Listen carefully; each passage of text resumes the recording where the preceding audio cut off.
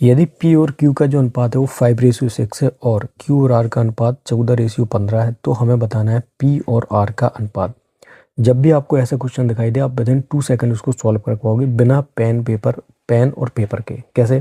पहले आपको डिटेल बता देता हूँ, उसके बाद आप दोबारा जब करोगे तो आप फास्ट वे में वैसे भी कर लोगे। देखिए, यहाँ पर P और Q का जो रेशियो दे रखा है वो दे रखा है आपका 5:6 एंड Q और R का जो रेशियो दे रखा है वो दे रखा है 14:15।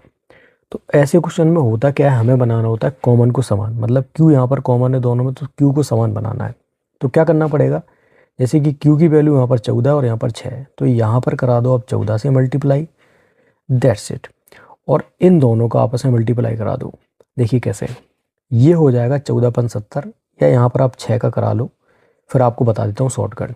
तो हमने ये कराया तो 14 कितना हो जाएगा, तो डायरेक्ट PQR का जो रेशियो हो जाएगा, अब देखो Q तो बराबर हो गए इन दोनों में, तो कैसे 14×70 और 14×84।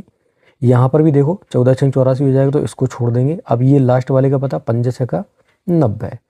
तो हमें बताना था P और R का अनुपात।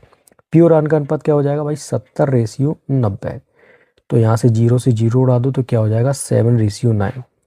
ये तो हो गई एक बात। अब आपको शॉर्टकट वे में कैसे करना है वो भी आप सीख लो। आपको क्या कराना है, ये कॉमन जो टर्म है ना, जैसे कि यहाँ पर P और Q और यहाँ पर Q और R, तो क्या करना है आपको, Q का यहाँ ऊपर दोनों में मल्टीप्लाई कराना है इस प्रकार से, और इस वाले का इस लास्ट में कराना है। कैसे? देखिए, P Q का आप कराओगे ऊपर वाले दोनों में, और इस लास्ट वाले का इसमें करा दोगे, दैट्स इट। बस आपका PQR डायरेक्ट आ जाएगा।